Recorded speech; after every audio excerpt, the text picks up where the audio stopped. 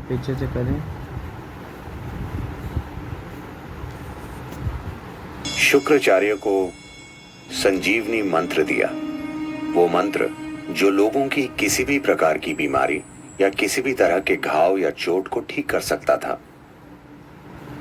जब शुक्राचार्य को यह संजीवनी मंत्र मिल गया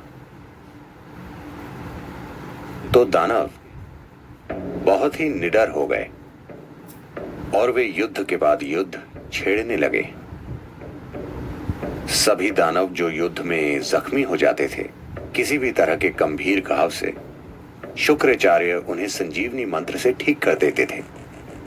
तो इस वजह से दानवों की सेना एक भी आदमी खोए बिना लगातार लड़ सकती थी।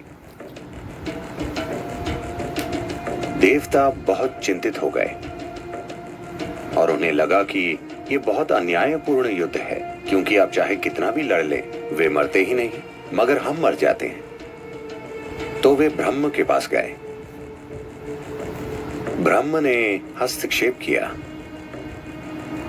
और शिव से कहा, आपने शुक्राचार्य को इस तरह की शक्ति दी है, आपको उन्हें मारना होगा, नहीं तो दुनिया में पूरी तरह असंतुलन आ जाएगा।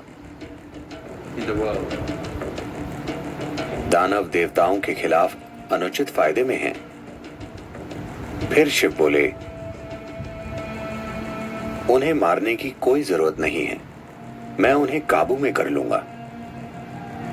तो जब देवों और दानवों का युद्ध चल रहा था, शुक्राचार्य मंत्र पढ़ रहे थे और सभी दानवों की चोटों और घावों को ठीक कर रहे थे।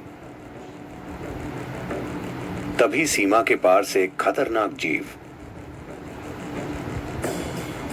एक राक्षसी जिसका नाम कृतिका था, एक भयानक रूप में प्रकट हुई। वो शिव की एक गण थी। उसने आकर शुक्राचार्य को अपनी कोख में खींच लिया और वे वहां एक भ्रूण की तरह रहे और वे काबू में आ गए।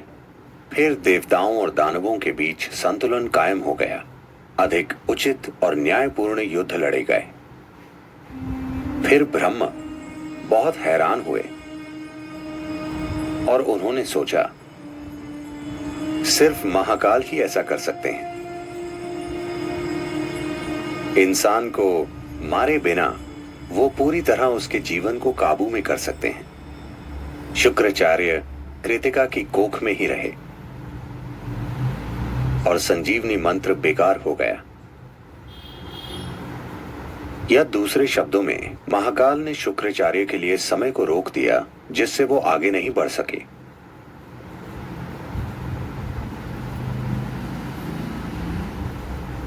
जब हम परे जाने की बात करते हैं,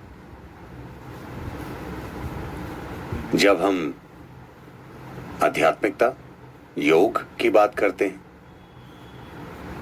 हम देखते हैं कि किस तरह समय और स्थान की सीमाओं से परे जा सकें, क्योंकि समय और स्थान अस्तित्व की भौतिकता से जुड़े हैं।